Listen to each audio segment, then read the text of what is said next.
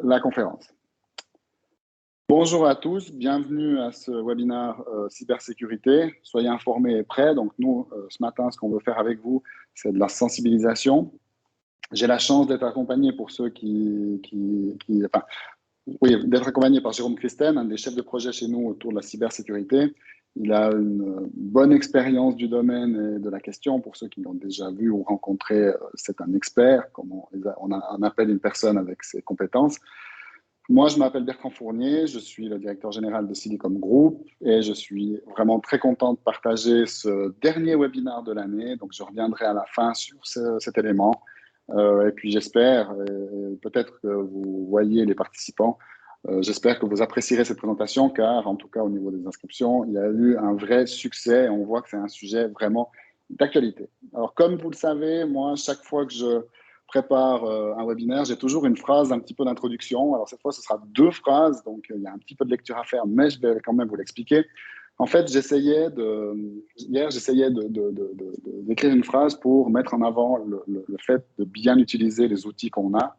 Et comme vous le savez peut-être, souvent les attaques passent par les utilisateurs ou les collaborateurs des entreprises.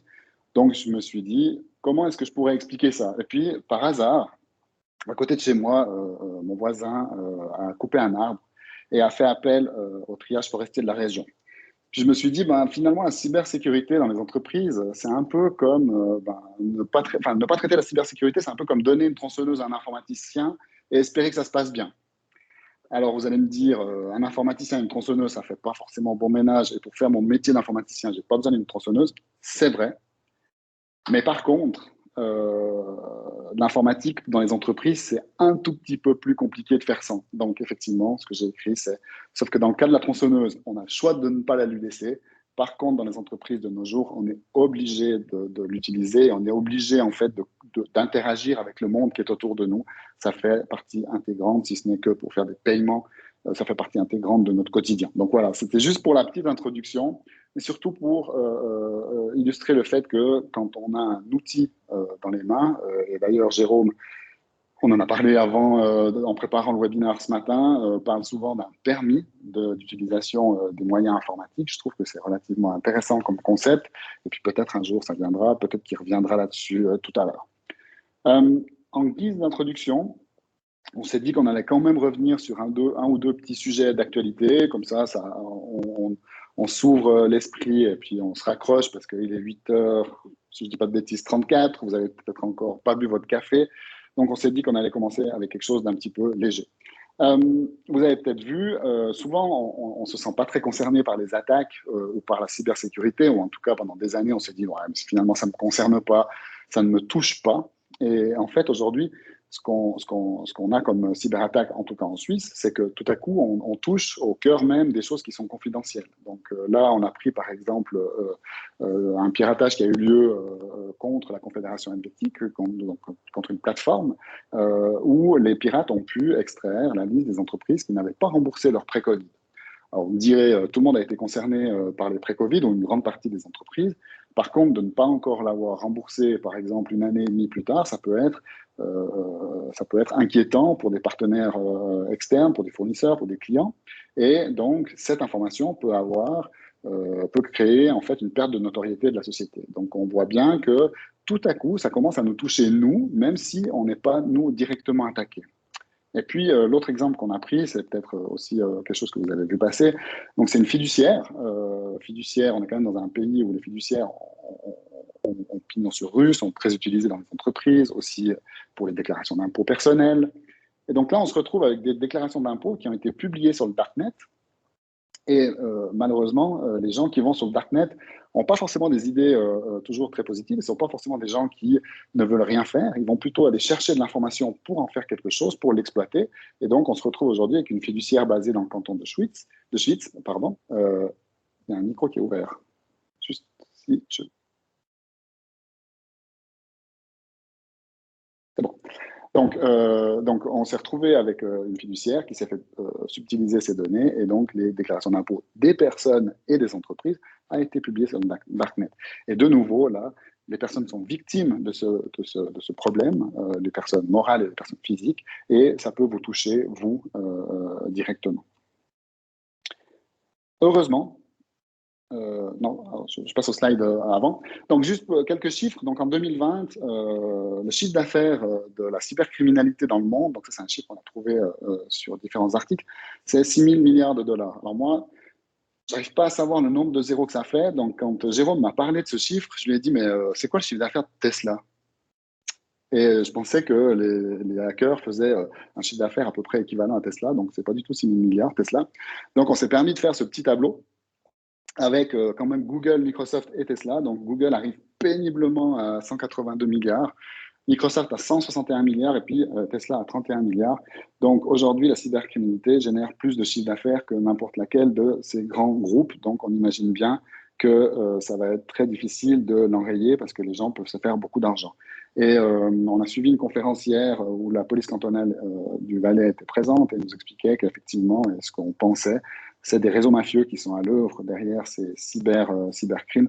C'est pas que des petits geeks qui sont cachés dans leur chambre et qui font ça pour démontrer leurs compétences.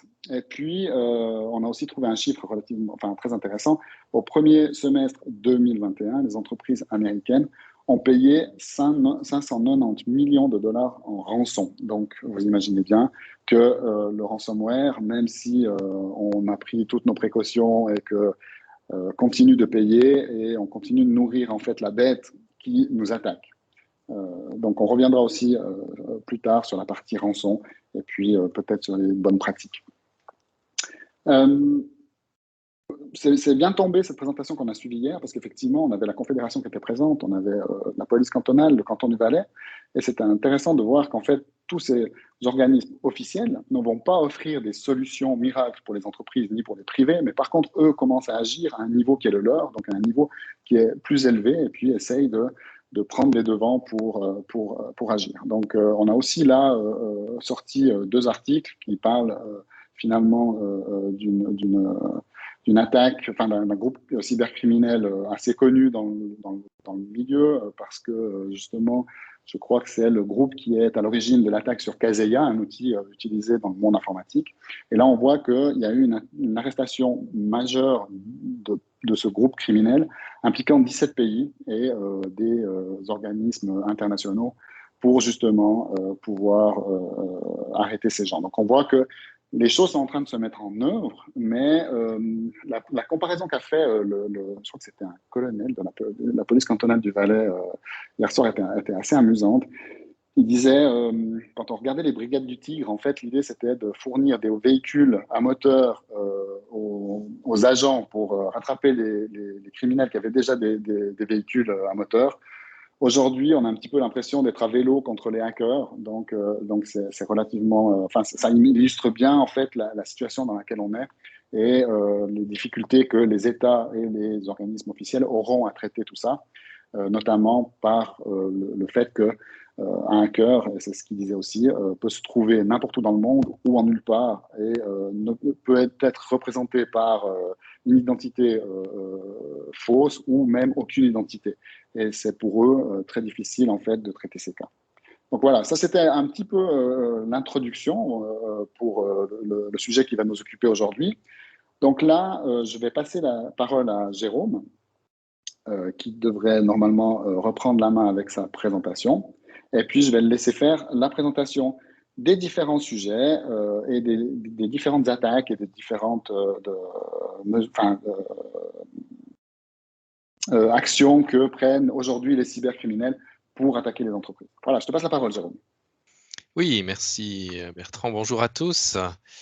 Alors voilà. Bienvenue aujourd'hui. Moi, je vais vous parler un peu tout d'abord des nouveaux moyens dont les pirates font pour essayer de vous rançonner et de chiffrer vos données. Puis de parler un petit peu plus très spécifiquement des attaques sur les outils cloud, en particulier donc tout ce qui est environnement Microsoft 365, d'autres environnements. Et puis ensuite un petit peu comment se protéger, comment détecter ce genre d'attaques et puis voilà quelques bonnes pratiques pour vous aider. Alors, Jérôme, est-ce que oui. je peux ajouter une petite chose? J'ai oublié de mentionner que pendant la présentation, vous avez totalement la liberté de poser des questions dans le chat et puis soit je les prends à la fin, soit j'y réponds directement dans le chat pendant que tu parles. Donc, n'hésitez pas à poser des questions, puis on y reviendra tout à l'heure. Voilà, désolé. Tout à fait, oui, c'est juste.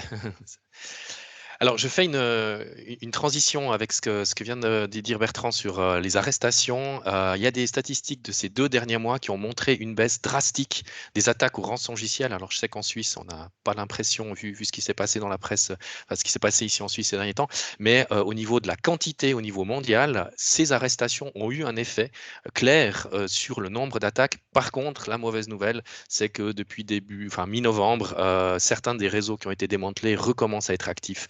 Donc, c'est toujours le même problème. La police fait des actions, mais les criminels sont aussi très, très réactifs. Mais on voit que ça a un effet. Alors, je vais vous parler donc au niveau des rançongiciels, tout d'abord de 4 nouvelles façons de fonctionner des rançongiciels qui évoluent régulièrement et qui sont de plus en plus performants. Alors tout d'abord, un type d'attaque que l'on voit depuis quelques années maintenant, c'est ce qui s'appelle une attaque sans fichier. C'est des scripts souvent automatiques qui ciblent ou qui testent les vulnérabilités de vos programmes et de vos systèmes, ces systèmes qui sont connectés sur Internet. Alors le problème, c'est que maintenant, beaucoup de ces systèmes ou de nos systèmes sont connectés sur Internet. Et l'idée, c'est d'exploiter des vulnérabilités, c'est-à-dire des vieilles versions qui ont des failles, qui ont des problèmes et qui est connu dans le monde des pirates. Et ensuite, grâce à ces vulnérabilités, ils lancent des petits outils, des petits programmes et ils obtiennent les droits administrateurs la plupart du temps. Et donc, peuvent ensuite accéder à tous vos données, chiffrer et faire un petit peu tout ce qu'ils veulent.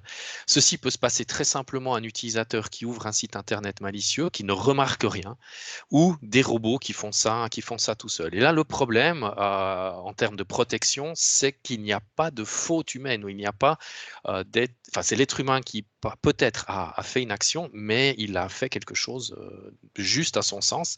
Et donc là, la sensibilisation, elle doit être encore plus poussée pour reconnaître ces sites malicieux, même si c'est pas toujours possible.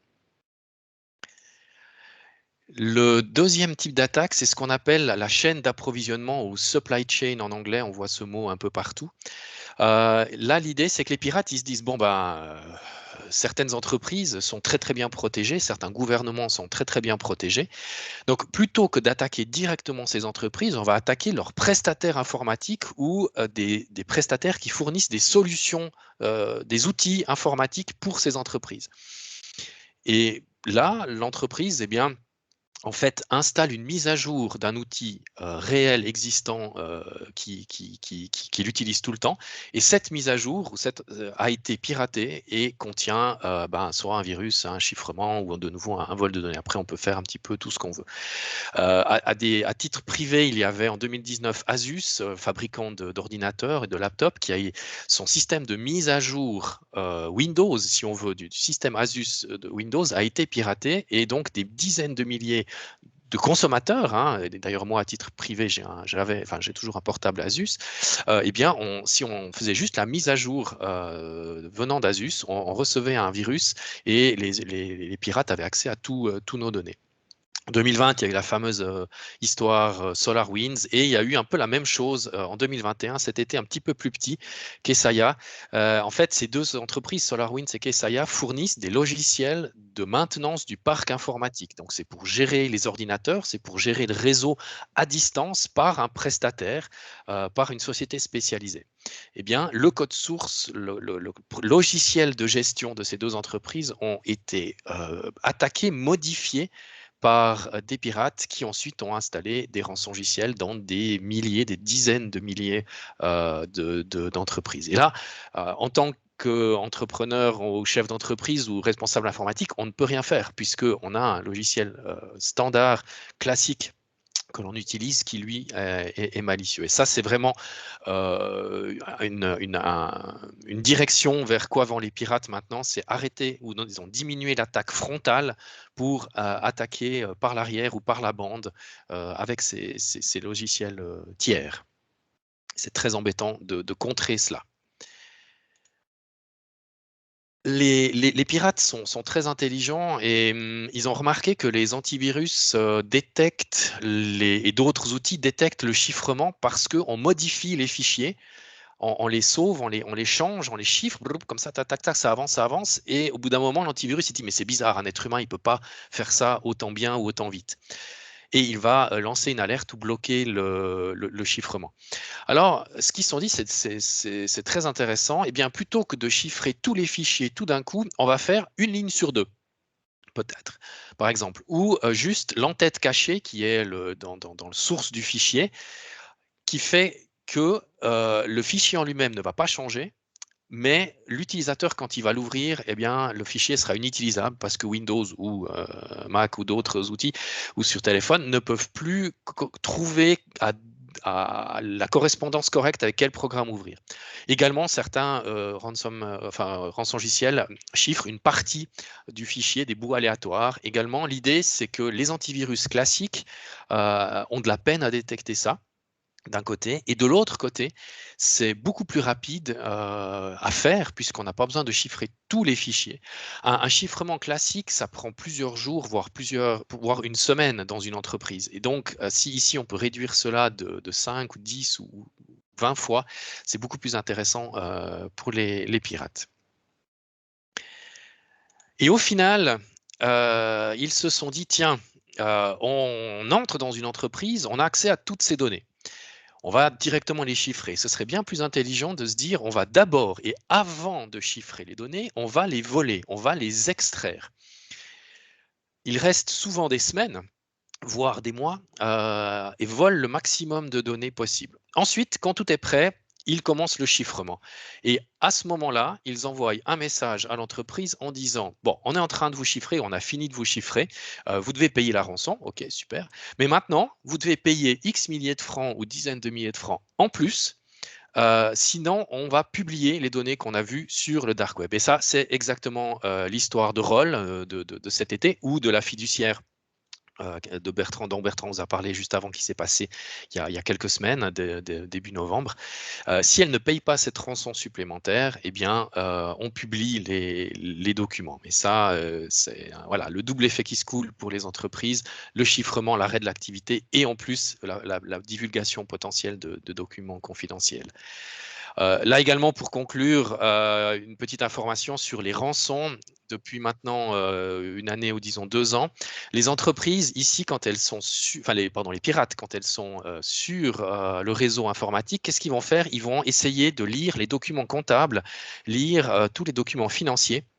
Et en fait, ils vont faire une estimation de votre chiffre d'affaires annuel, et la rançon est basée sur un pourcentage du chiffre d'affaires. C'est pas basé à c'est 500 € ou dollars en bitcoin, c'est 5000 euros.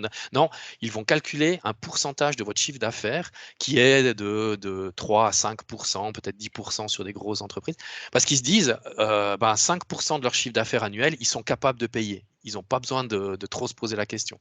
Voilà, c'est aussi pour vous dire que les attaques, quand elles se passent, elles prennent du temps. Les pirates sont là depuis un certain temps et ils connaissent beaucoup de choses sur votre entreprise. Voilà.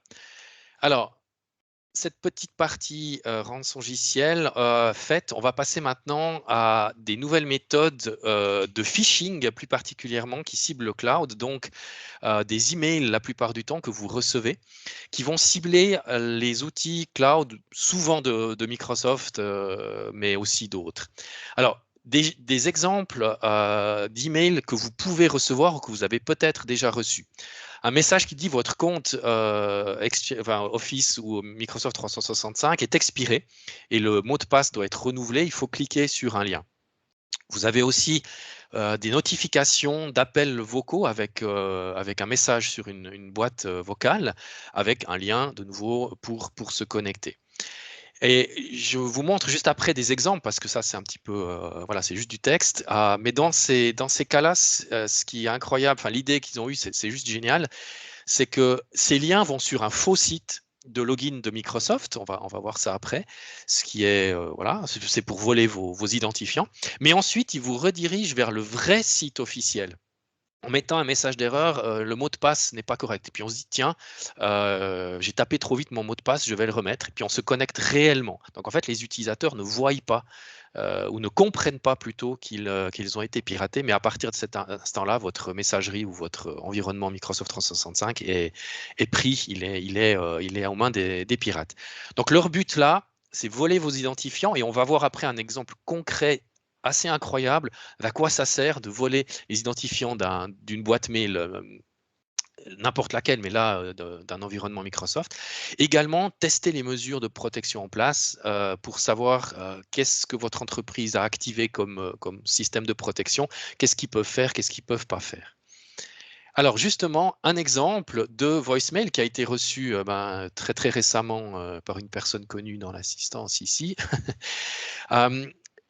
Un message qui dit: vous avez reçu un voicemail, cliquez ici dans votre environnement Office, cliquez ici. Alors, évidemment, c'est un faux. Quelques éléments rapides de détection qui pour moi, devraient être connus de tout le monde et devraient être instantanément détectables. Et là, c'est vrai que je peux refaire le lien avec ce qu'a dit Bertrand sur ce permis d'utiliser Internet ou les outils informatiques. Mais bon, ça c'est un autre débat, on ne va pas entrer là-dedans aujourd'hui. Mais voyez l'adresse email woofo.com. Voilà, bon, pourquoi ça? Qu'est-ce que ça a à faire avec Microsoft? Sans parler d'Excel, qui, voilà, en l'occurrence, je pense que c'est des informations qui sont un petit peu plus anciennes. Il y a la plupart du temps également un fichier HTML ou un fichier Word avec des macros à joint qui fait que si la personne ne clique pas le lien mais qu'elle ouvre le fichier HTML, ça l'infecte plus ou moins la même chose. Donc, les fichiers HTML devraient être totalement interdits, ainsi que les fichiers par email, ainsi que les fichiers macro. Vous avez ici, alors ça, je pense qu'ils pensent bien faire en disant, voilà, ce mail a été vérifié, scanné par ici McAfee. C'est évidemment juste du texte, c'est un faux, ça n'a rien à voir. Vous ne pouvez jamais faire confiance dans un email à ce genre de message. C'est seulement votre antivirus ou votre système de protection qui pourra vous garantir ça. Également, ça, c'est très très récent, ça, je trouve ça génial. Ils mettent dans le contenu de l'email, ce message vient d'un expéditeur connu ou trusted de confiance. Ça, c'est à l'intérieur du message. Vous voyez au-dessus, ça c'est notre message à nous qui dit vous ne recevez pas souvent des courriers de la part de woofoo.com. En dessous, c'est juste le contenu du mail pour vous faire croire que c'est un vrai. Et puis ici, alors si on regarde plus attentivement, on voit en fait que l'anglais, en l'occurrence, la phrase est aussi très très mal écrite. Donc il y a 10 ou 15 ans, quand je faisais ce même genre de présentation, on disait regardez l'orthographe. C'est vrai que maintenant, c'est plus un signe distinctif. Par contre, on voit quand même que c'est pas toujours parfait. Si vous cliquez sur le lien, ou là en l'occurrence, il y a un lien sur Voicemail Message Retrieve, vous allez sur le fichier HTML, vous tombez sur ça. Ça, c'est la page de connexion de Microsoft ou de la messagerie. Non, non, regardez l'URL accountoffice.dinv6.net. Ce n'est pas la page de login de Microsoft. Il faut que vos utilisateurs connaissent, sachent reconnaître la page de Microsoft correcte. Et là, comme j'ai dit avant, ce qui se passe, c'est que si vous entrez votre login et votre mot de passe, les pirates stockent ces informations et ils vont vous rediriger sur le vrai site de Microsoft en mettant une erreur et vous, vous dites, bon, c'est pas grave, je me suis trompé et vous rentrez dans votre environnement Microsoft. Vous n'avez évidemment pas de voicemail, mais c'est trop tard, votre compte est piraté et ils ont accès à tout votre environnement. D'autres types de messages ciblent le partage de fichiers. Alors, c'est embêtant parce que ça, c'est quelque chose qu'on fait souvent ou très régulièrement. Il y a deux types de mails que vous pouvez recevoir. D'abord, un partage ici, OneDrive si c'est Microsoft, mais ça peut être aussi Dropbox et d'autres, d'une personne interne. Donc, vous voyez un mail arriver avec le nom d'un de vos collègues. Et qui vous dit je partage ce fichier de comptabilité de X ou Y. Évidemment, ce n'est pas une personne interne, c'est un faux mail. Et vous avez le même genre de message, mais dont le contenu est souvent un petit peu différent, qui vient de n'importe qui, puis qui vous dit voilà, merci de vérifier ce contrat que je t'envoie pour la vente, etc. Enfin, ou n'importe quel type de contenu. Là, le premier but, c'est d'installer un virus. Donc le fichier que vous allez télécharger qui est disponible ou le lien va vous installer un virus directement sur votre poste de travail. mais plus pervers ou plus vicieux. Aussi, c'est très très bien pensé. Ce qu'ils font maintenant, c'est que dans le lien qui est sur votre email, il y a des paramètres qui sont cachés, vous ne les voyez pas, mais dans l'URL, il y a plein de paramètres comme ça derrière, qui va demander d'installer un module dans votre environnement Microsoft 365 avec les droits complets pour tout faire. Et donc, les pirates vont avoir accès à votre environnement complet cloud, encore une fois Microsoft ou Google ou autre. Alors, exemple, ça, voilà, un faux message semblant provenir d'une personne interne. Alors, bon, là, j'ai pas mis les noms, et voilà, mais ça peut provenir de n'importe qui de votre entreprise. Souvent, les fichiers partagés sont en anglais. C'est des choses, là, staff report, donc rapport sur les personnels, c'est souvent des chiffres financiers. Des fois, ils veulent appâter le client en mettant prime de l'année, etc., ou bonus à venir et bonus supplémentaires, voilà, pour que les gens cliquent dessus. Et justement, voici le genre de fenêtre. Si vous vous connectez de façon normale, peut-être juste, ce genre de message, s'il n'y a pas un virus en cliquant sur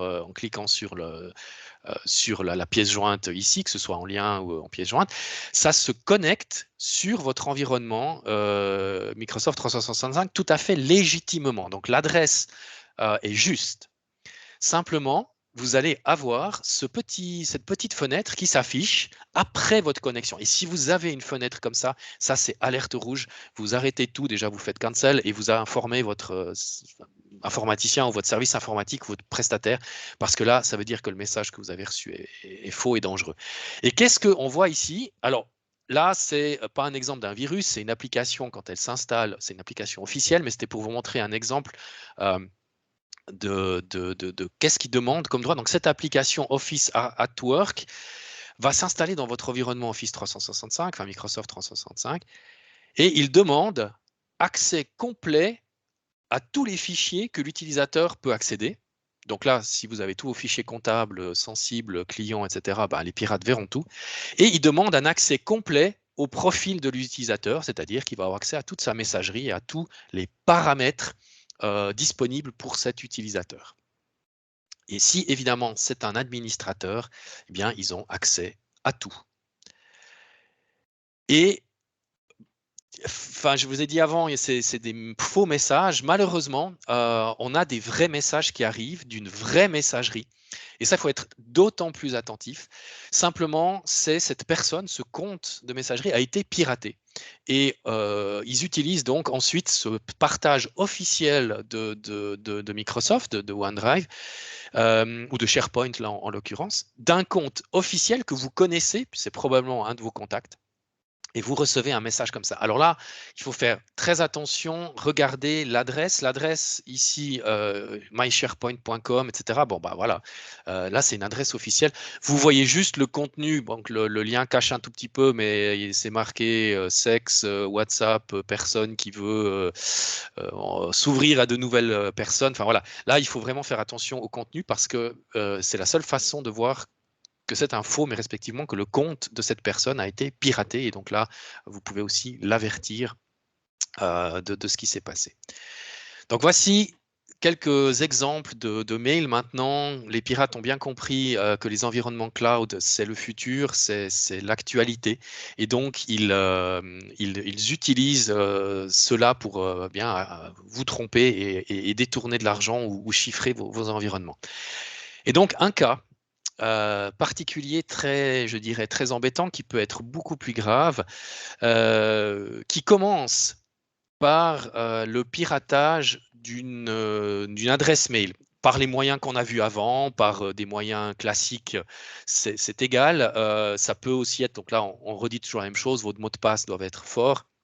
On verra sur les recommandations après, mais voilà, il se passe un compte email d'une entreprise a été piraté. Là, en l'occurrence, c'est un exemple suisse, hein, mais en l'occurrence du directeur d'une PME. Les personnes sensibles à des profils élevés, ils doivent être encore plus responsables ou encore plus attentifs à toute la sécurité de leur messagerie. Bon, ok, le compte est piraté. Les pirates ont mis en place dans cette messagerie des règles de redirection où tous les messages entrants sont envoyés aux pirates. Ça, c'est la première étape. Ils ont analysé les messages que cet directeur reçoit et ils ont identifié un fournisseur à l'étranger. Classique, enfin standard, une entreprise qui fournit des biens physiques à une entreprise en Suisse. Et là, ce qu'ils ont fait, c'est qu'ils ont du coup changé la règle de redirection, c'est qu'ils envoient la copie de tout ce que cet fournisseur envoie, et en plus, ils effacent à ce moment les messages locaux, donc dans la boîte email du directeur. Donc lui ne reçoit plus du tout les messages de ce fournisseur. Et les pirates vont lire les messages du fournisseur, vont répondre eux-mêmes et renvoyer à l'adresse email du directeur un message qu'ils ont modifié, qu'ils ont lu, qu'ils ont pris en compte tout ce qui se passe. Et dans ce cas-là, pendant au moins 6 mois, mais on n'a pas pu remonter plus loin parce que les logs datent que de 6 mois, pendant 6 mois, au moins 6 mois, eh bien, les pirates ont intercepté tous les messages entre ce directeur et cette entreprise, ce fournisseur à l'étranger. Donc, ils savaient tout ce qui se passait. Et à quoi ça leur sert? Eh bien, au bout d'un moment, le directeur a prévoyé, ce qui est normal, de faire des achats. Et donc là, les pirates ont dit « Ah, écoutez, pour faciliter nos relations commerciales, on va créer une entreprise en Suisse qui sera notre représentant. Et on va une succursale, voilà. Et donc, s'il vous plaît, veuillez modifier les coordonnées bancaires au nom de cette nouvelle entreprise avec un compte bancaire en Suisse. » Ce que il a été évidemment fait. Et ensuite, l'achat de matériel eh bien, n'a jamais été payé aux fournisseurs, mais aux pirates. En l'occurrence, il s'agit de 60 000 francs. Ça pourrait être bien pire et bien plus important, mais vous voyez, suivant la taille de l'entreprise, 60 000 francs, c'est quand même un certain montant. Donc, des exemples pratiques des dangers hors chiffrement, hors vol de données, de qu'est-ce que peuvent faire les pirates s'ils accèdent à votre messagerie. Et ça, c'est assez récent, enfin, c'est de cette année comme exemple, et c'est vraiment très parlant sur l'inventivité des pirates ou les nouvelles méthodes qu'ils trouvent pour accéder à vos données ou à vous voler de l'argent. Voilà, là, on a parlé un petit peu des méthodes sur le cloud, qu'est-ce qui se passe. Donc maintenant, je vais parler quelques minutes de comment essayer de se protéger et comment est-ce qu'on peut détecter tout ça. Alors, tout d'abord, au niveau de la protection, il faut être clair, si vous utilisez des ressources cloud, quel que soit le service, vous devez, c'est obligatoire, activer ce qu'on appelle en anglais un MFA, un facteur multiple d'authentification. C'est-à-dire un code de validation que vous recevez par téléphone, par email, par courrier, à la belle époque du e-banking il y a une dizaine d'années, qui est un facteur d'authentification supplémentaire. C'est important, ça ne doit pas remplacer le mot de passe, en tout cas pas actuellement, c'est en plus du mot de passe. Et puis là, je vous fais une petite aparté rapide. Actuellement, encore une fois, les pirates, ils ont bien compris ça. Donc, ils essayent de passer outre le double système d'authentification. Et maintenant, la façon vraiment sécurisée, c'est de lier ce code que vous recevez par téléphone, par exemple, à l'empreinte numérique du poste de travail ou au comportement de l'utilisateur. Ça, c'est les concepts, par exemple, qu'on appelle Zero Trust, qui a été mis en place par Google il y a une dizaine d'années. On ne doit faire confiance à rien, à personne, mais on va se baser sur le comportement de l'utilisateur ou son matériel, ce qui fait qu'un pirate qui va recevoir, détourner ce code par téléphone, il n'aura pas l'ordinateur physique de l'utilisateur et donc il ne pourra pas activer ce double facteur.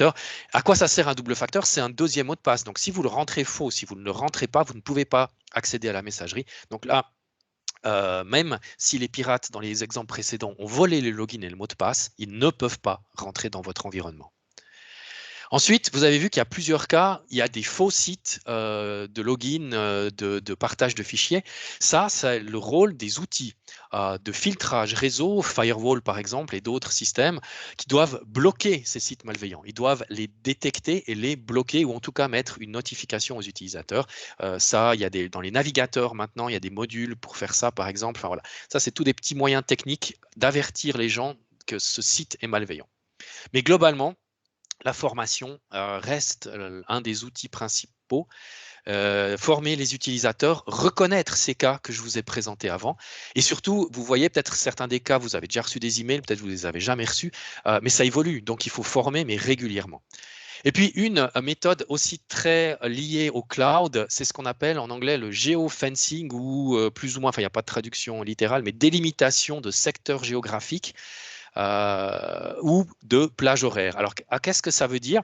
C'est que votre page de login de votre environnement cloud, vous lui dites on ne peut y accéder qu'en Suisse. Et peut-être que vous avez des gens ou des clients en Italie, en France, et donc des commerciaux ou des partenaires qui vont travailler là-bas. Eh bien, vous dites, OK, Suisse, Italie, France, Allemagne, voilà. Mais vous délimitez les pays qui sont autorisés à accéder à vos environnements cloud. Également, au niveau de la plage horaire, vous pouvez dire 6h, 20h, c'est notre horaire de travail libre possible. Eh bien, toute connexion hors de cette plage horaire soit est bloquée, soit génère une alerte, puisque là, ça veut dire qu'il y a un problème, il y a un comportement suspect. Deuxième, enfin, suite des recommandations, dans les environnements cloud, souvent, et en particulier dans Microsoft, vous avez des protections anti-phishing, des protections avancées. Donc, de base, tout n'est pas activé. Donc, il faut se dire, je dois vraiment aller dans des fonctionnalités plus avancées de se protéger de ce genre d'email. Mais une chose toute simple, enfin deux choses toutes simples que je vous ai mis là, indiquer visuellement un message externe. Pour éviter cette impersonnification de collègues, c'est simple, tout message externe, il y a un petit bandeau qui vient, ceci est un message externe. C'est très très simple. Et également, ça peut être plus contraignant, mais je conseille réellement de bloquer en pièces jointes tous les fichiers HTML, tous les fichiers Office avec macro. C'est les fichiers Office avec macro, c'est vraiment là que passe la plupart des rançongiciels. Mais faites attention, encore une fois, les pirates sont intelligents et ils savent ces mécanismes, ils connaissent ces mécanismes, donc ils ont plein de moyens techniques, là je ne vais pas vous expliquer comment c'est possible, mais ils ont plein de moyens techniques de contourner certains des mécanismes de sécurité, mais surtout les mécanismes de base. Donc si vous ajoutez des mécanismes plus avancés, eh bien ça va vraiment, vraiment vous protéger. Une règle générale, qui n'est pas que pour le cloud, mais qui est une règle de sécurité générale, c'est le principe du moindre privilège. On ne donne pas les droits administrateurs ou, pour faire une analogie dans le monde réel, les clés du coffre-fort, le code de la banque à tous les employés. Dans la vie réelle, enfin hors informatique, c'est évident. Mais pourquoi est-ce qu'on ne fait pas la même chose dans l'informatique?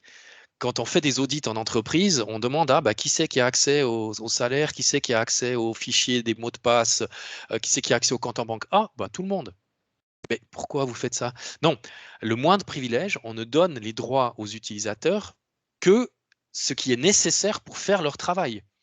Alors évidemment que parfois, il y a une tâche supplémentaire ou spéciale qui doit être faite, et là, les personnes n'auront pas les droits, ils vont devoir demander. D'accord. Mais au moins, si le compte de cette personne est piraté, eh bien, il va pouvoir faire un minimum de dégâts, ou en tout cas le moins de dégâts possible. Et puis, une dernière recommandation, évidemment un antivirus, un filtrage de messagerie, ça on en a assez parlé, mais vraiment, ou de réseau, mais vraiment des éléments de dernière génération. Alors, au niveau des antivirus, l'antivirus classique maintenant est plus ou moins dépassé, mais il y a des concepts qui s'appellent MDR, EDR, XDR.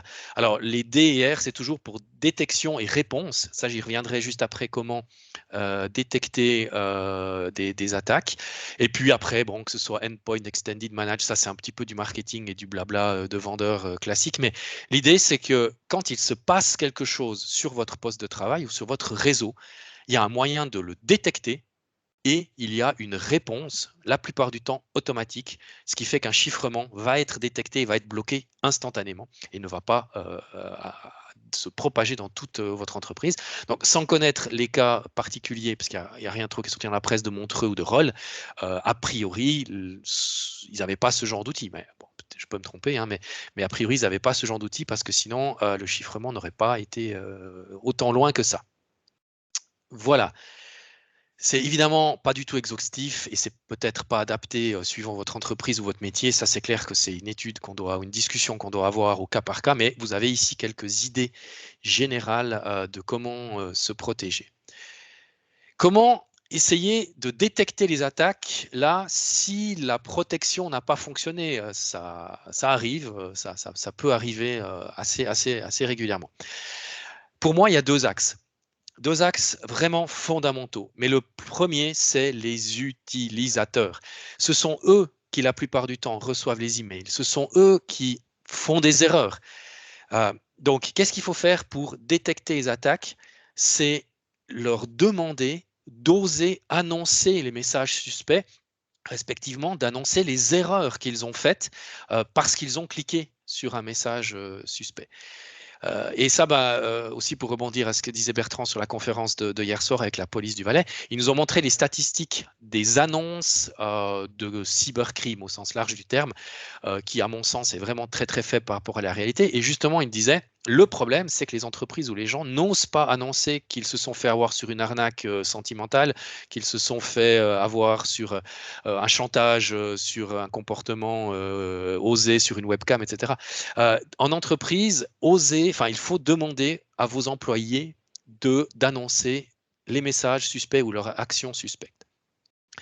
Ensuite, également détecter les téléphones suspects. Ça peut faire rigoler. Il y a encore pas si longtemps que ça, on parlait de fax, mais les pirates vous téléphonent.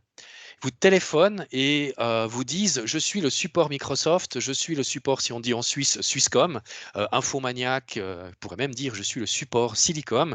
Le jour où ça arrive, ça veut dire qu'on est connu et on est reconnu, mais et qu'ils vous disent donnez-moi votre mot de passe de votre messagerie ou justement je vais vous envoyer un code de validation, veuillez me le transmettre.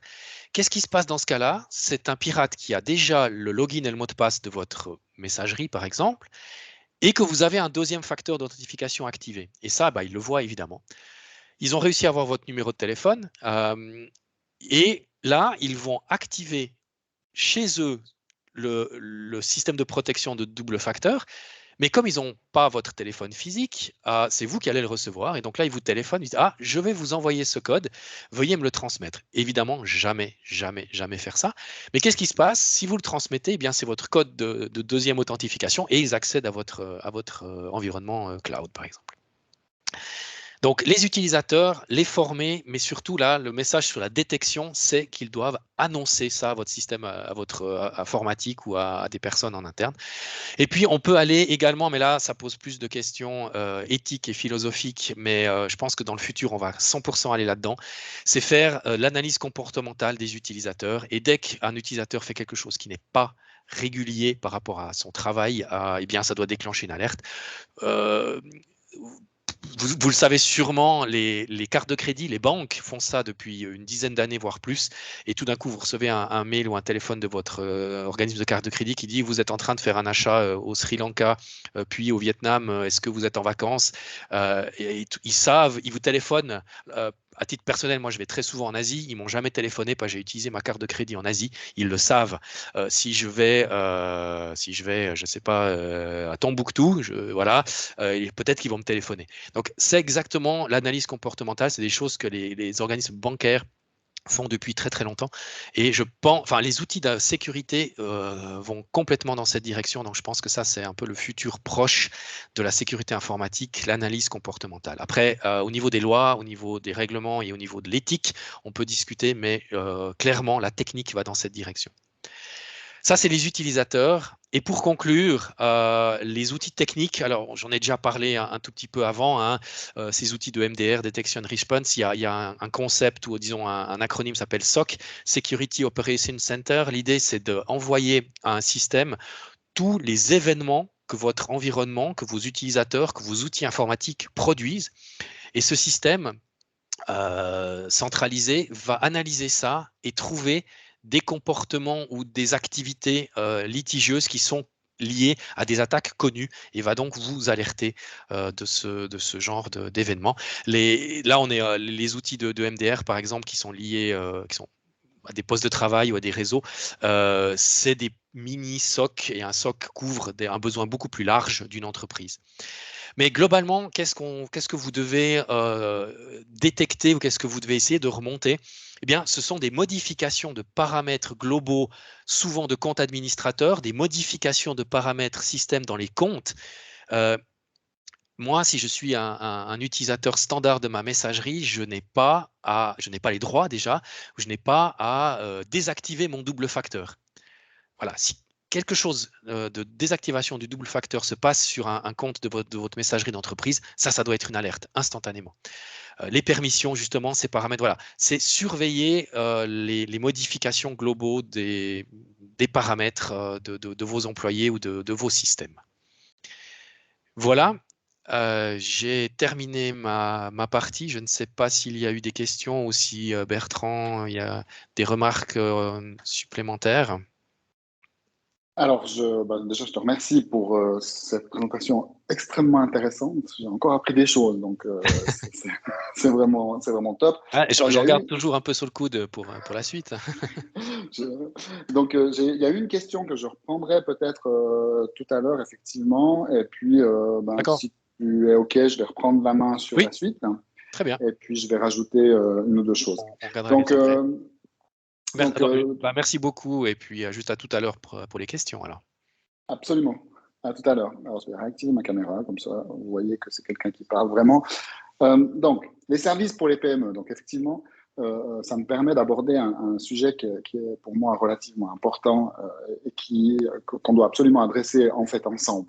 Je veux dire, c'est cette lutte contre la cybersécurité, la cybercriminalité, elle se fait à plusieurs. Donc, c'est aussi ce que disait hier la police, la Confédération. Donc, il y a plusieurs acteurs et nous, en tant que fournisseurs de solutions informatiques, on est un élément évidemment important. Et même notre métier, en fait, est en train de changer dans le sens où, on va dire, il y a quelques années, quand on faisait un projet informatique chez un client, la seule ou une des seules questions qui était sur le tapis, sur la discussion, c'était le prix. Donc, pour un service, quel est le prix que je vais payer? Et nous, on essayait de faire rentrer un maximum de choses là-dedans, et en tenant compte effectivement déjà d'avoir un antivirus à jour, d'avoir un anti-spam. Donc on parlait plutôt d'anti-spam à l'époque. Aujourd'hui, on parle d'anti-malware, anti-spam, des choses comme ça. Donc c'est vrai que notre métier est en train de changer. Les outils qui sont à notre disposition pour faire notre métier sont aussi en train de changer, d'évoluer. Donc, les configurations qu'on peut mettre en place, c'est aussi en train de changer. Typiquement, aujourd'hui, on parle d'un parc de firewall qu'on administre, qu'on gère pour nos clients. On va dire jusqu'à il y a 2 ou 3 ans, peut-être même un petit peu moins, ce parc en fait était pour nous des sites, on va dire distants, sur lesquels on devait quasiment se rendre. C'est un petit peu exagéré, mais on devait se rendre pour effectuer des mises à jour, pour faire des corrections de règles sur les firewalls, pour faire des adaptations, pour s'adapter en fait aux nouvelles problématiques de sécurité. Et donc aujourd'hui, on est en train de basculer en fait les services pour dire on est vraiment dans des services managés. Donc, je reviendrai quand je vais dérouler mon slide tout à l'heure. Et en fait, c'est quoi l'idée des services managés? Et je vais encore peut-être ajouter un élément. On allait même plus loin à l'époque. On disait il faut surtout pas changer quelque chose qui fonctionne. Donc typiquement, si je prenais un VPN, les gens pouvaient travailler depuis la maison et utiliser un VPN pour le faire. Puis on se disait, il y a une nouvelle mise à jour du firewall ou de la solution de VPN qu'on utilise. On se disait, ah non, alors on va surtout pas mettre à jour parce qu'on a déjà eu de la peine à le mettre en place, donc on va le laisser fonctionner comme ça. Et ça, c'est la première mauvaise idée. Donc, comme je dis que c'est vraiment quelque chose qu'on doit faire ensemble, nous, on doit être force de proposition, on doit être force de recommandation, et tous les partenaires informatiques doivent le faire. Et le client, et c'est pour ça qu'on fait cette sensibilisation aussi ce matin, le client doit être à l'écoute de nos recommandations, et puis on doit vraiment discuter, on va dire, contraintes sur le travail, équilibre des mesures qu'on prend, et puis garder quand même l'informatique, ça doit rester un élément qui nous facilite la vie et puis pas qui nous la complique. Donc ça, c'est important. Puis l'autre point que je voulais aussi ajouter, tout ce qu'on a présenté aujourd'hui n'est pas un problème de cloud. Ce qu'on a présenté aujourd'hui est un problème d'évolution de l'informatique et des moyens qui sont à disposition des pirates. Et si chacun remettait un serveur chez lui, ce serait le Far West et encore 1000 fois pire. parce que les équipes de sécurité de Google, d'Amazon, d'Infomaniac, de tous ces services-là, sont 1000 fois plus grandes que n'importe quelle entreprise ou service informatique. Et c'est une bonne chose de s'appuyer sur ces solutions parce qu'effectivement, et c'est ce que je vais vous montrer dans mon slide, elles permettent de s'adapter à ces nouvelles attaques rapidement et aussi avec une gestion des coûts efficace. Voilà, ça c'était juste ma petite introduction pour bien expliquer en fait le changement qu'on est en train de vivre. C'est pas qu'une prise de conscience, c'est vraiment aujourd'hui de s'adresser à nous et à nous aussi d'aller vers nos clients, vers nos partenaires pour dire ben voilà, qu'est-ce qu'on peut faire, comment on peut améliorer les choses, puis comment est-ce qu'on peut faire de ces services des services qui sont sûrs et puis qui nous permettent de pérenniser aussi la vie des entreprises. Peut-être juste pour commencer, donc je reviens sur un élément effectivement important dont on a parlé aujourd'hui, puis comme ça je peux vous expliquer aussi comment nous on adresse la partie formation. Donc il y avait une étude de Deloitte qui disait que 63% des attaques sont initiées par des collaborateurs actifs, donc internes, donc ça reprend effectivement tout ce qui a été dit jusqu'à maintenant. Donc nous on a une vision relativement claire depuis 2016 de la formation, c'est-à-dire que dans le sens un petit peu du permis d'utiliser des outils informatiques, on a une solution qui s'appelle le Smart Office, et en fait ce Smart Office, chaque mois, délivre des formations qui sont réservées à nos clients Smart Office. Donc Smart Office, c'est un outil qui intègre des licences, du support, de la formation, pour que les entreprises puissent utiliser de manière optimale tous ces outils. Et dans ce plan de formation qu'on fait, on intègre régulièrement en fait des sensibilisations aux nouvelles menaces, aux nouvelles pratiques des cyber.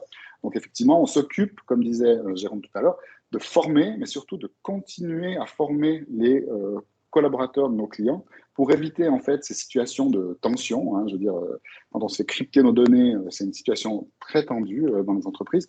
Donc c'est vrai que nous, on s'occupe vraiment de cette formation. Donc on a ce Smart Office, mais on a aussi cet institut de formation qui s'appelle la Silicom Academy, qui peut délivrer des formations prêtes à l'emploi. Donc on fait aussi de la sensibilisation pour des assurances qui nous envoient leurs représentants pour qu'on puisse leur donner les clés pour avoir le bon discours envers les entreprises pour proposer leurs services d'assurance cyber. J'y reviendrai tout à l'heure. Donc voilà, donc on a une bonne expérience autour de la formation. Donc si vous voulez découvrir ces services, n'hésitez pas à venir. Ça fait un petit peu bizarre aujourd'hui parce que normalement on fait des webinars sans faire de publicité pour nos services. Donc aujourd'hui j'en fais un petit peu, mais vous pouvez prendre ça et puis certainement coller à d'autres partenaires. Je pense qu'ils ont le même type de service. Alors, je me suis quand même permis, parce que c'est notre motto, We Create Smart Users. Donc, l'idée, c'est quoi? C'est de tirer le bénéfice de ces environnements modernes et flexibles comme Microsoft, parce qu'on est un partenaire Microsoft et qu'on aime bien ces solutions. Donc, moderne, c'est-à-dire tourné vers les besoins de demain en termes d'utilisation, flexible, parce qu'ils sont capables de s'adapter en permanence. Si je prends un serveur que vous achetez ou avec des applications qui sont relativement anciennes, là, on n'a pas beaucoup de flexibilité. C'est-à-dire que s'il y a une faille dans ce système, on va devoir blinder un maximum en fait l'environnement autour, mais on ne pourra pas, l'application ou le système qui a été installé chez vous ne pourra pas s'adapter en fait à ces nouvelles attaques. Donc aujourd'hui, nous, on recommande ces environnements modernes et flexibles. Et encore une fois, donc ça va avancer, vous allez comprendre pourquoi.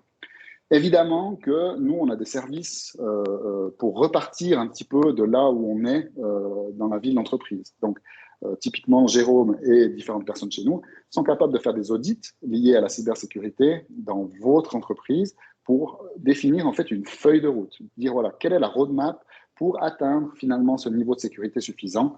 Donc, je pense que c'est aussi une bonne démarche parce que parfois, et c'est aussi, ça me permettra, on reviendra un petit peu après sur la question qui avait été posée, parfois, on a des besoins particuliers dus à un business particulier et une société sans faire, sans rien dire de mal sur personne, mais une société qui vend des coques de smartphone sur Internet est certainement plus exposée en termes de reconnaissance sur Internet qu'une société qui fait des produits de beauté de manière artisanale et qui n'a pas de site Internet et juste une adresse email. Donc, c'est important de faire un audit parce qu'on doit adapter en fait toutes nos solutions à votre environnement. Puis après, il y a aussi la gouvernance. La gouvernance, c'est un élément important, c'est-à-dire, c'est ce que disait aussi Jérôme tout à l'heure, c'est qui a le droit de faire quoi, qui a le droit d'accéder à quoi, comment on donne les droits, comment on gère ces aspects. Et c'est vraiment très important de définir en fait ces règles. Du monitoring, évidemment, et puis de la réponse à incidents. Donc, on n'a pas du tout vocation à remplacer ni la police, ni les personnes qui sont très compétentes là-dedans. D'ailleurs, je donne ce conseil parce que je l'ai découvert cette semaine. Quand vous avez en fait une suspicion de cyberattaque, vous pouvez appeler le numéro d'urgence de la police qui saura en fait vous rediriger vers une cellule spécialisée dans le traitement en fait de ces cyberattaques. Donc, nous, on est là plutôt pour fournir de l'information, pour peut-être un peu bloquer certaines choses, mais surtout pour fournir de l'information, pour expliquer ce qui s'est passé, puis pour justement être capable de raconter l'histoire de l'attaque qu'a raconté tout à l'heure Jérôme, qui est un cas réel sur lequel on a travaillé effectivement cette année et on a pu fournir en fait un maximum d'informations pour un éventuel dépôt de plainte. Donc, il faut annoncer toutes ces cyberattaques. Ça permet de faire des statistiques, de mieux comprendre en fait ce qui est en train de se passer. Alors, nous, effectivement, aujourd'hui, on a aussi une autre approche, et c'est quelque chose à laquelle moi je tiens beaucoup, c'est la sécurité par défaut. Et ça répond aussi en partie à la question qui a été posée dans le chat. C'est que, en fait, on essaye de fournir des environnements qui sont déjà, on va dire, préconfigurés et tout de suite prêts, on va dire, à se protéger de la majorité des attaques. Donc moi, je vois la sécurité comme ça. Après, j'essaye de l'expliquer avec mes mots parce que je suis pas non plus, je suis pas un expert comme Jérôme, mais pour moi, ça me parle de le dire comme ça. Donc pour moi, on a une armure autour de l'entreprise. Et ça, c'est ce qu'a expliqué Jérôme, c'est les firewalls, c'est les antivirus, c'est les VPN, c'est le MDM, qui est déjà un terme un peu compliqué, mais c'est la gestion de la flotte de mobiles, donc les PC, enfin les gens qui vont se promener avec un portable, avec un attel et tout ça. Et puis, c'est le service manager qui va maintenir en fait à jour toute cette partie-là. Et ça, c'est vraiment, on va dire, l'armure. Donc, c'est vraiment, on va dire, la forteresse autour de votre entreprise. Malgré tout, au-delà de ça, il y a un autre élément qui est extrêmement important de nos jours, c'est la confidentialité et la protection de vos données. Donc là, imaginons que tout ce qu'on a mis en place et typiquement l'exemple qu'a montré sur le vol, le détournement de fonds qu'a montré Jérôme, les pirates ont utilisé aucune faille. La seule faille, c'est le fait que le directeur a soit laissé son mot de passe traîner sur une plateforme qui s'est fait pirater, que type un LinkedIn, il a utilisé le même mot de passe dans son environnement d'entreprise que sur LinkedIn, et puis LinkedIn s'est fait voler ses données. Donc ça, c'est une possibilité. Donc il n'y a pas de faille, aucune faille. Donc si, imaginons, les pirates arrivent à rentrer, aujourd'hui, on a en plus, dans les outils, en tout cas de type Cloud Microsoft, la possibilité de gérer la confidentialité et la protection liée à la perte de vos données. Donc là, je vous ai mis de nouveau 3 acronymes. Donc le premier, c'est la Data Loss Prevention, donc c'est la prévention contre la perte de données. Et qu'est-ce que va faire ce système? Vraiment rapidement, en 2 mots. Et puis, volontiers, je suis à disposition pour venir vous en parler. Donc, ce système va s'assurer qu'il n'y a pas des fichiers confidentiels de l'entreprise avec des informations importantes à l'intérieur. Donc, ça va par exemple détecter un numéro de carte de crédit, un numéro d'IBAN, un numéro de sécurité, le numéro AVS. Et si quelqu'un essaye d'envoyer un mail avec une information, avec un fichier de ce type-là à l'intérieur, le système va automatiquement lever une alerte, bloquer en fait l'envoi de cet email jusqu'à ce que l'équipe informatique ou la personne en charge de la protection des données puisse prendre une action. Ça permet aussi par exemple, bloquer la suppression massive de documents lors, par exemple, du départ d'un collaborateur qui serait fâché avec vous et puis qui dit, ben voilà, allez hop, je fais un shift delete sur tout l'environnement. Ça permet aussi de prévenir ce genre de choses. Puis ça permet aussi de prévenir que, par exemple, un collaborateur prend un fichier confidentiel, le met sur son Google Drive ou sur son Dropbox. On arrive aussi à faire ça. Puis AIP, c'est un autre élément aussi, c'est une enveloppe numérique qu'on va pouvoir mettre autour de vos fichiers confidentiels, et uniquement ceux qui sont confidentiels, pour simplement les échanger avec des personnes externes à la société, pour permettre aux personnes de travailler à distance. Mais c'est également la possibilité de révoquer en fait ces fichiers. Donc imaginons le vol de données qu'avait fait, je crois que je mélange toujours deux cas, j'essaie de nommer Jérôme Kerviel, mais c'est pas Jérôme Kerviel, mais disons entre l'Allemagne et la Suisse, avec ses CD. En fait, AIP va empêcher que ces documents qui soient déposés sur un CD ou une clé USB soient lus par des systèmes qui sont non reconnus par l'entreprise. Ça paraît complexe, mais aujourd'hui, grâce à ces environnements cloud, à ces nouvelles solutions, on peut mettre ça en place très facilement. Ça augmente énormément le niveau de sécurité de vos entreprises et puis ça change vraiment beaucoup. Et là, on a vraiment Si on prend l'information, les outils, l'armure, la confidentialité, la protection des données, et comme vous n'êtes pas censé l'ignorer, ou on ne sait pas encore très bien à quoi on va être mangé, mais il y a une nouvelle loi sur la protection des données, et ce genre de mécanisme permet aussi d'identifier des éventuels vols de données. Je ne me souviens plus, mais je crois qu'on n'aura pas d'obligation d'annoncer aussi courte que dans la RGPD européenne. Il y aura quand même une obligation je crois, d'annoncer. Je veux dire, ces outils-là permettent de le faire. Donc, si vous avez envie de découvrir ça, c'est un peu compliqué. C'est le slide peut-être le moins sympa de la présentation d'aujourd'hui. Volontiers à disposition pour en parler. Et puis, je ne pouvais pas ne pas en parler, même si je ne suis pas un spécialiste, et j'espère que vous ne m'en voudrez pas de ne pas répondre à vos questions. On a des partenaires qui le font très bien. Donc, encore une fois, venez vers nous et puis on vous redirigera vers les bonnes personnes. Les assurances cyber. Alors, moi, je dis toujours la même chose.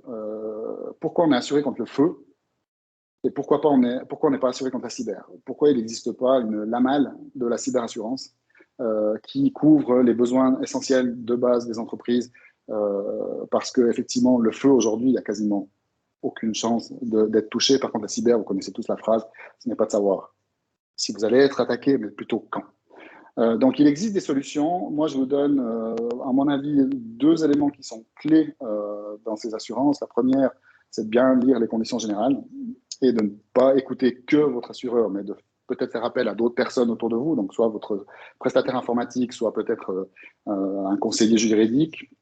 Mais c'est surtout de pouvoir choisir le partenaire avec qui vous voulez travailler en cas de restauration de système, parce que l'assurance va effectivement couvrir ses frais. Et d'expérience, quelques assurances recommandent l'utilisation d'un partenaire homologué. Malheureusement, on est en Suisse romande, et on est en minorité. Donc, la majorité des sociétés qui sont disponibles sont zurichoises ou bernoises, et ça rend les choses un petit peu compliquées. Donc, c'est, à mon avis, hyper important de pouvoir choisir son partenaire pour pouvoir faire ses travaux. Voilà, je crois que je suis pas mal dans le timing, ou peut-être avec quelques minutes de retard. Et puis, ça me permet peut-être effectivement de passer à la partie questions. Donc là, il faut juste que je reprenne l'écran. Je vais voir s'il y en a déjà eu pendant que je parlais. Donc, il y avait eu une première question. Alors ça, c'est quelque chose qui nous concerne, nous, précisément. C'est est-ce que les fonctionnalités avancées anti-phishing sont paramétrées sur vos serveurs de nos sociétés, des sessions? Alors oui, par défaut, on active les fonctionnalités de base, avancées d'anti-phishing. Mais comme j'ai répondu, si vous êtes une société, on va dire, dans le tourisme ou, je ne sais pas, active sur Internet, il y a peut-être des choses qui sont à revoir. Et puis, il y a peut-être des moments où vous êtes particulièrement attaqué. Puis là, n'hésitez pas à venir vers nous en disant, ben voilà, on a une vague d'attaques monumentale. On reçoit des mails tout le temps de points RU, de points. Puis nous, on peut prendre des actions qui sont, on va dire, ponctuelles pour dire, ben voilà, pendant une période donnée, on va bloquer, par exemple, ce nom de domaine ou ce pays-là d'envoi de mail. En général, par exemple, le cas de la Russie, c'était en tout cas assez courant pendant quelques années. Aujourd'hui, ça l'est un petit peu moins, mais on bloquait parce qu'il y avait peu d'échanges commerciaux officiels avec les entreprises russes. Donc, je pense que ça te va comme réponse, Jérôme? Oui, oui, tout à fait. Globalement aussi, je peux juste rajouter, c'est que Microsoft, en particulier sur les filtrages des spams ou de ce genre de messages, est de plus en plus performant, hein. Donc là, ça revient aussi à ce que disait Bertrand. Eux, ils ont des milliers d'ingénieurs qui travaillent jour et nuit pour détecter ce genre de messages. Et idéalement, ils les bloquent avant que vous les receviez ou qu'on les reçoive sur notre environnement et que leurs autres filtres ou leurs autres moyens de protection entrent en jeu. Mais on le voit, ça passe quand même. Un certain nombre passe, mais ils en bloquent déjà une énorme quantité. Après, donc, il y a une question sur les enregistrements de frappe sur les claviers. Oui. Donc, savoir si c'est toujours d'actualité et comment les détecter. Alors, Ouais. moi, j'aurais dit non, mais j'ai appris hier soir que c'était toujours d'actualité. Oui, exactement. Alors, c'est vrai que c'est de moins en moins le cas. Mais maintenant, alors là, honnêtement, j'ai pas de chiffres ou c'est un petit peu difficile à dire l'état de la situation réelle. Mais dans un des exemples que j'ai mentionné, quand on vous recevait un téléphone avec un accent indien, Hello my friend, je suis de Microsoft, ou qui parle en anglais comme ça, souvent, justement, les virus qu'on installe directement vont être bloqués par l'antivirus. Donc, ce qu'ils font, c'est qu'ils demandent de télécharger quelque chose qui, parfois, est un enregistreur de frappe. Ça arrive encore. Et quel est leur but là derrière? C'est pas de vous pirater directement, mais d'enregistrer tous vos mots de passe et vos logins quand vous utilisez X, Y système et que vous vous connectez. Donc oui, ça arrive encore. Honnêtement, est-ce que c'est très fréquent? Je pense pas, mais ça arrive encore. Maintenant, comment les détecter? Alors ça, l'antivirus, la plupart du temps, va pas le détecter parce que le fichier en tant que tel n'est pas dangereux.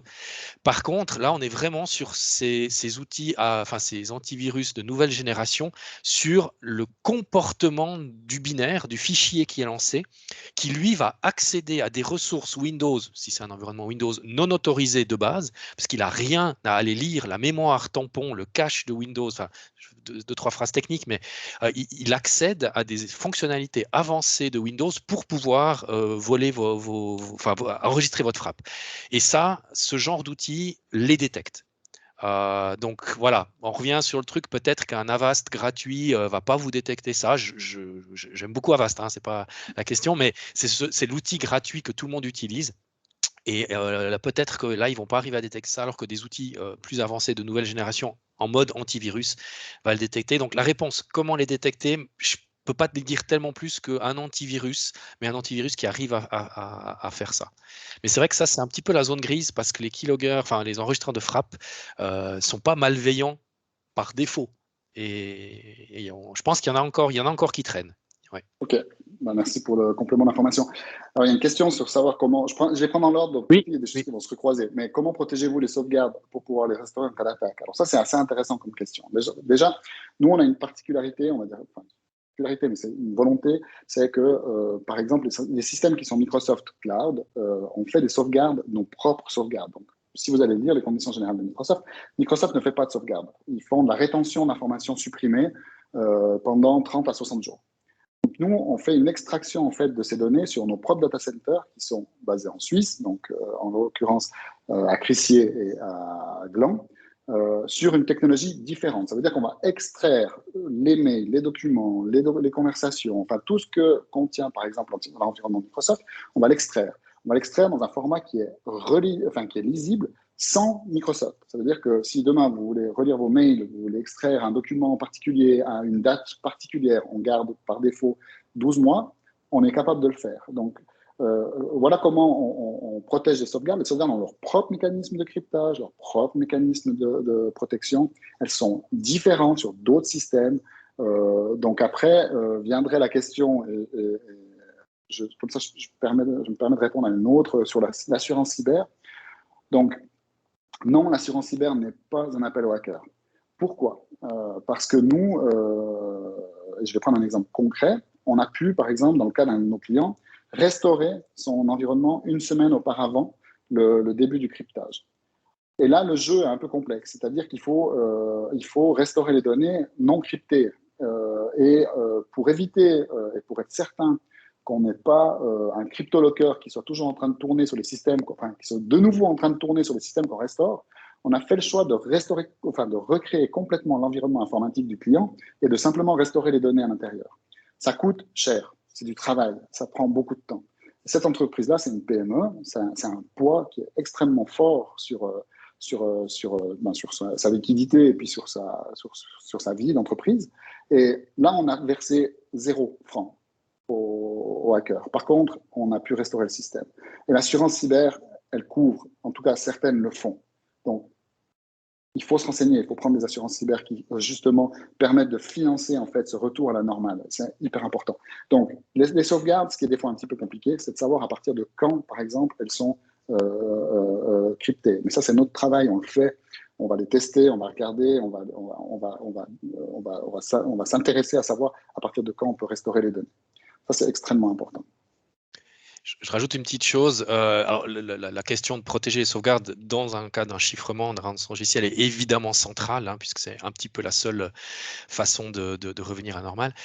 Mais là, il y a une règle très simple qui est connue depuis des décennies, c'est la règle du 3-2-1, qui est aussi facile à se rappeler. C'est 3 backups différents sur 2 systèmes informatiques différents sur au moins un lieu hors site, c'est-à-dire hors des autres sites de backup.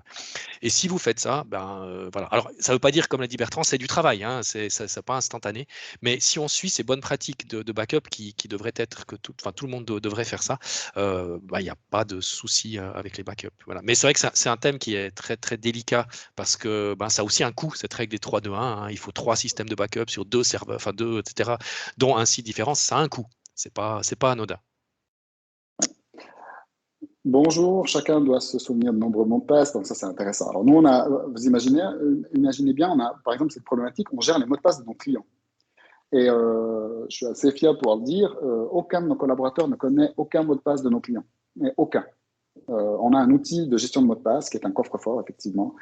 Donc nous, on a une version entreprise installée sur nos propres systèmes, protégés pour qu'ils ne soient pas dans un cloud public. Mais si je prends aujourd'hui, et peut-être Jérôme aura aussi une réponse, si je prends aujourd'hui ma manière à moi de gérer mes mots de passe, j'utilise un outil style LastPass, Dashlane ou donc un gestionnaire de mots de passe. J'ai activé une authentification forte sur le fait de me connecter sur le système.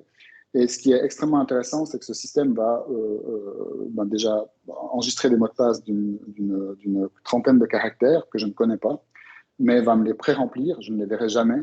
Et en plus, va me proposer, après X jours ou X mois, de modifier les mots de passe sur les plateformes sur lesquelles je me connecte. Et va même, un petit bout plus loin, va même regarder dans le darknet si il existe mon adresse mail, donc mes noms d'utilisateurs qui ont été subtilisés et me dire ton mot de passe sur cette plateforme-là à telle date, il a été subtilisé. Est-ce que tu l'as bien changé après cette date? Et on peut comme ça éviter en fait d'avoir des mots de passe qui traînent. Donc pour moi, la meilleure recommandation en entreprise, c'est d'utiliser un coffre-fort centralisé de ce type-là. Et si vous avez besoin de conseils pour ça, on le fait volontiers. Est-ce que tu voulais rajouter quelque chose sur ça? Non, c'est très bien. Globalement, même dans votre vie privée, il faut un Ouais. gestionnaire de mots de passe. Il y a un gestionnaire de mots de passe aussi que moi j'utilise, s'appelle Sticky Password, parce que les autres, comme Bertrand a mentionné, sont américains. Mais ça ne change pas grand-chose parce qu'ils n'accèdent pas à vos données. Voilà, c'est égal, n'importe quel outil de gestion de mots de passe. Il y a un logiciel qui s'appelle KeePass, qui est gratuit, qui est open Qui source, passe. qui fonctionne moyennement très bien, mais dans le sens qu'il est moins user-friendly, comme on dit. Voilà, mais sinon, voilà, l'important c'est utiliser un gestionnaire de mots de passe, c'est égal lequel ou comment vous le faites. Donc effectivement, ils sont multi-device en général, donc on peut Oui, l'utiliser sur le Mattel, sur le navigateur habituel, sur différents appareils. Ça marche vraiment très très bien. Ça existe en entreprise et ça existe aussi pour la famille, avec la possibilité de partager des mots de passe avec vos enfants, avec votre époux, épouse. Donc ça marche très bien. certains Euh, antivirus familiaux comme ça, par exemple Bitdefender et d'autres outils. Avast, je sais pas, je suis pas sûr, mais je crois qu'ils ont aussi. Ils ont dans leur solution antivirus ou protection, ils ont aussi un gestionnaire de mots de passe. Est-ce possible de recevoir le PowerPoint, surtout les exemples, afin d'informer nos collègues? Alors, je disais à ma collègue pendant que Jérôme parlait que cette présentation, elle avait beaucoup de valeur parce que finalement, on avait été très loin dans la démonstration. Oui. J'aurais tendance à dire, j'espère que vous n'avez pas fait des print screens pendant qu'on parlait, non, je plaisante. Euh, oui, oui, parce que ça fait pas, c'est pas très poli de dire non, mais par contre, volontiers, on vient vous faire une présentation aussi à l'interne, une sensibilisation à vos collègues avec plaisir. Donc, oui. Si vous avez envie de nous demander de venir, c'est avec plaisir aussi. Et puis là, c'est quelques exemples très, très précis. Il y en a Absolument. aussi Ouais. plein d'autres. Et une sensibilisation aux utilisateurs va plus loin que ça, c'est-à-dire dans le sens qu'il faut parler de façon générale. Là, c'est des exemples précis que j'ai mis de qu'est-ce qu'il faut penser aux emails, mais la démarche doit être que vos utilisateurs réfléchissent d'eux-mêmes pour comprendre ou pour détecter ce genre de menaces. Mais oui, tout à fait. Au moins, ces exemples, c'est déjà un bon début. Quels sont les critères importants pour choisir une assurance cyber? Alors, comme j'ai dit, je ne suis pas un spécialiste, mais il y a deux choses pour moi qu'il faut lire. C'est qu'est-ce qui est inclus, puis surtout qu'est-ce qui n'est pas inclus. Qu'est-ce qu'ils excluent. Donc, et encore une fois, venez vers nous si vous avez envie de parler de ça. On saura vous aiguiller vers les bonnes personnes et de vous faire des présentations ou des personnes qui vous feront des présentations sur les outils. Mais il faut vraiment faire attention. Elles ne sont pas du tout rédigées de la même manière. Elles ont toutes des différences relativement fortes. Donc, les critères pour moi, c'est comme j'ai dit tout à l'heure. Un, c'est est-ce qu'il couvre justement la restauration des systèmes, est-ce qu'il couvre éventuellement, on va dire, des communications pour restaurer votre notoriété, est-ce qu'il couvre ce genre de choses, ça c'est important, mais surtout, il faut regarder ce qu'ils excluent. Ça, c'est aussi important. Typiquement, on parlait hier de ça, mais encore une fois, sans le regard d'un spécialiste, c'est difficile à répondre, mais quand on remplit le questionnaire pour valider notre cyber, on prenait l'exemple où il nous demandait est-ce que votre antivirus est mis à jour chaque semaine? Et puis, imaginons que par hasard, un antivirus sur un PC n'est pas mis à jour pendant plus d'une semaine et entre deux, il y a une faille qui est attaquée. Est-ce que c'est exclu ou pas? C'est des questions qui sont importantes qu'il faut adresser en fait à l'assurance parce que s'ils excluent ce genre de choses, il ne faut pas prendre cette cyberassurance. Voilà, ça c'est un conseil. Combien coûte l'installation d'un SOC Security Operations Center automatisé? Y a-t-il différents niveaux de qualité sur les produits? Le recommandez-vous? Alors, je peux répondre à l'envers. Donc, sur la recommandation, oui. Oui. Je pense que c'est une très bonne idée d'utiliser. Nous, aujourd'hui, on distribue, par exemple, Kaspersky, le SOC de Kaspersky. Est-ce que tu as le coût d'installation et puis les différents niveaux de qualité? Oui, alors, il y a des bonnes nouvelles et il y a des moins bonnes nouvelles. La bonne nouvelle, c'est que depuis un certain nombre d'années, il y a des produits accessibles aux PME. Ce qu'il faut voir, le SOC, à la base, c'est pour des entreprises de plusieurs milliers de postes, voire dizaines de milliers de postes. C'était des coûts faramineux. Là, maintenant, certains éditeurs, dont Kaspersky, font des solutions tout à fait abordables pour les entreprises PME de petite et moyenne taille, de relative moyenne taille. Donc, c'est quelque chose qui est accessible maintenant et ça coûte quelques dizaines de francs ou 50 francs ou comme ça par poste, enfin plus après d'autres choses, mais ça dépend des options que vous avez, mais c'est des coûts relativement corrects. Maintenant, moi, je m'occupe d'un SOC, d'une grosse, enfin, je fais l'installation, la configuration, la gestion de projet d'un SOC d'une grosse société. C'est des coûts entre 100, 200, 300 000 francs par année, sans compter 1 à 2 ressources minimum internes disponibles. Là où je veux en venir, et par exemple, juste pour vous donner aussi, le canton de Vaud a décidé de faire un SOC interne.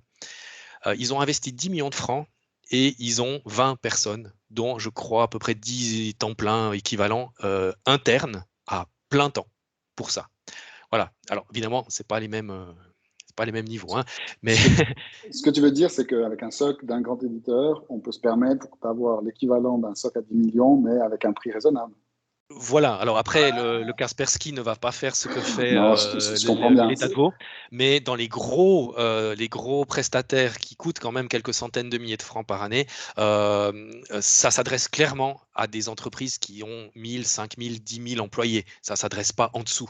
Voilà. Maintenant, lesquels recommandez-vous? Là, pour moi, c'est plutôt la taille que vous avez. Est-ce que vous avez 50 postes? Et là, c'est clair, c'est des solutions de type Kaspersky ou peut-être d'autres. Et puis, si vous avez, si vous êtes la Lonza, si vous êtes le groupe Mutuel, là, vous vous adressez à des sociétés spécialisées. Il y en a quelques-unes en Suisse qui font ça, qui sont spécialisées uniquement là-dedans. Mais là, encore une fois, c'est des coûts de plusieurs centaines de milliers de francs par année. Ça, il faut être clair. Oui. Bon conseil de Marie sur le choix de l'assurance cyber. Il faudra faire appel à un courtier, oui, je suis d'accord, qui pourra comparer les prestations et surtout des fois les compléter avec des contrats cadres différents que simplement le contrat de l'assurance. Donc, je suis d'accord avec ça. Ouais. Alors là, Jérôme, tu dois redire la règle 3-2-1. La 3-2-1. Alors, 3 backups différentes. Ça veut dire que vous avez 3 copies de vos données, en plus de l'original, 3, sur 2 systèmes différents. Là, par exemple, c'est les 2 data centers, comme a dit Bertrand, 2 data centers qu'on a. Et au minimum, un site qui s'appelle hors site, c'est-à-dire si vous faites ça dans votre cave ou dans votre bureau chez vous, il faut au moins qu'une de ces 3 copies soit ailleurs que dans votre bâtiment. Là, c'est pour couvrir le risque d'incendie, le risque de vol et de tremblement de terre, par exemple. Voilà. Donc, 3 copies, 2 systèmes minimum différents et une copie hors des murs. Parfait, merci. Avez-vous l'impression que les entreprises sont prêtes à consacrer du budget à la sécurité globale cyber? Oui, c'est certain. Mais nous, en tant que fournisseurs et les clients, en tant que clients, doivent changer de manière d'en parler. On doit en parler ensemble parce qu'aujourd'hui, il existe des bonnes pratiques avec des outils qui sont standards à des prix standards et que ce soit Pierre, Paul, Jacques qui les installe, si on fait du standard avec les bonnes pratiques, toutes celles qui ont été une partie de celles qui ont été décrites aujourd'hui mais qui ne sont pas complètes, il faut arrêter le débat de 1 franc, 2 francs. C'est pas le bon débat. Le débat, c'est comment est-ce qu'on adresse ces questions-là ensemble, parce que nous, on est là pour fournir du service, mais du service qui vous fait fonctionner votre entreprise. Ça, c'est une partie où on se protège ensemble. Vraiment, on doit être ensemble. Donc, oui, je pense, mais on a un cerveau à changer parce que pendant longtemps, les informaticiens étaient presque des vendeurs ou des ultra geeks, et puis les clients étaient que des clients.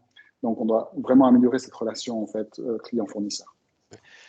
Là, la réponse, il y a 10 ans, non. Il y a 5 ans, non. Et tout d'un coup, arrivait le RGPD en Europe, le Règlement général de la protection des données en Europe. Puis tout d'un coup, les entreprises actuellement européennes se sont dit, ah, mais je suis obligé de faire de la cybersécurité ou je suis obligé de protéger mes données, on va dire là. Dans ce cas-là, ah, ça me coûte, mais je ne sais pas comment. Et voilà. Et du coup, ça rentre maintenant dans l'inconscient collectif où, disons, on a les obligations. Et donc, en Suisse, dès peut-être 2022 ou plus tard début 2023, la nouvelle loi suisse sera là. Et alors, Bertrand l'a mentionné, l'obligation d'annoncer les attaques. Alors, dans la loi suisse, il n'y a pas de délai prévu. C'est marqué au bon, je ne sais plus comment ils ont mis le terme légal, mais en gros, c'est quand on veut. Mais on aura l'obligation légale d'annoncer les attaques. Donc, le budget, les entreprises doivent passer par un budget cybersécurité, sinon ils seront illégaux. Voilà, clairement. Après, moi, le conseil aussi que j'ai, il y a une question sur la protection de base Windows contre les virus suffit. Il faut installer un antivirus tiers gourmand en ressources. Ils ne sont pas tous gourmands en ressources déjà. Ouais, c'est ce que je voulais dire aussi. Ouais. Et quand ils sont bien configurés, ils sont moins gourmands en ressources. Aujourd'hui, Windows Defender en entreprise, de base, ce n'est pas une bonne idée. Je le laisserai dans le domaine du privé, ça va très bien pour se protéger des virus. Il s'améliore, c'est un bon produit. Par contre, quand on prend des licences, par exemple Microsoft 365 Business Premium, à l'intérieur, on a l'EDR de Microsoft, donc l'Endpoint Detection and Response. Et ça, c'est un conseil que je peux vous donner. Si vous vous posez une question, si vous avez envie de maximiser les chances de couvrir un périmètre le plus large possible, prenez des solutions de type cloud en mode souscription qui vont vous amener un maximum de prestations pour des coûts qui sont relativement raisonnables. Donc, au minimum, l'EDR de Microsoft. Je ne vous cache pas que pour nous, informaticiens, je ne parle pas en mon nom, mais à la place de mes collègues, de dire que Microsoft devient un acteur important de la sécurité, c'est un peu difficile. D'ailleurs, ça me fait très mal. Ça me fait très mal aussi. Mais malgré tout, on doit leur reconnaître une chose, c'est qu'avec la position centrale qu'ils ont dans les entreprises, ils sont bien placés pour adresser les questions de sécurité. Donc nous, on recommande vraiment aujourd'hui des antivirus, on va dire, historiques, qui sont là depuis longtemps, puis qui maîtrisent ça depuis très longtemps, mais également la protection de Microsoft, donc le Microsoft Endpoint Protection, le DR de Microsoft, qui est inclus dans pas mal de licences. Donc non, clairement, le Windows Defender de base en entreprise, il n'a rien à faire. Ça, je suis très très sûr de moi, je ne prends pas de risque, et puis je pense que personne me dira le contraire. Donc j'espère que j'ai répondu à la question. Puis si j'ai pas répondu, donc pour Monsieur Durand et puis pour Sébastien, je débat volontiers avec vous sur le sujet. C'est un sujet qui m'intéresse, qui me passionne. Je confirme, oui, je confirme. Le Windows Defender de base, c'est pas qu'il est mauvais, mais vous avez vu un petit peu dans les types des exemples que j'ai mis, etc. Ça ne couvre absolument pas ces cas particuliers, ces cas nouvelle génération ou au-dessus. Donc il faut absolument un EDR ou MDR, XDR, enfin bref, mais voilà, absolument ce genre d'outils. Puis pour la question de M. Schafter sur est-ce que c'est sécurisé d'enregistrer les mots de passe dans le navigateur? Non. Non, je réponds avant toi, parce que je veux pas que tu répondes faux. Non, j'allais répondre non parce que le problème, c'est que c'est pas un trousseau, un trousseau de mots de passe protégé. Il est en plus souvent, ça dépend comment est configuré votre navigateur, il va l'enregistrer en local. Cette petite base de données de mots de passe, elle est stockée sur la machine. À partir du moment qui n'est pas chiffré. Et qui, dans quelques cas, effectivement, n'est pas chiffré. Donc, moi, je vous recommande, devrions-nous retaper nos mots de passe à chaque connexion? Non. Utilisez un gestionnaire de mots de passe, ça marche vraiment super bien. Alors oui, ben voilà, c'est exactement. En fait, là, tu parles d'un trousseau. C'est la même chose avec Mac. Ils ont aussi un trousseau, un vrai gestionnaire de mot de passe qui fonctionne comme les gestionnaires de mot de passe que je vous ai décrit tout à l'heure. À partir du moment où on utilise, mais là, tu es déjà dans un concept, on est déjà dans un concept d'entreprise avec l'app authenticator de Microsoft. Donc là, c'est une autre solution que simplement enregistrer ses mots de passe dans le navigateur.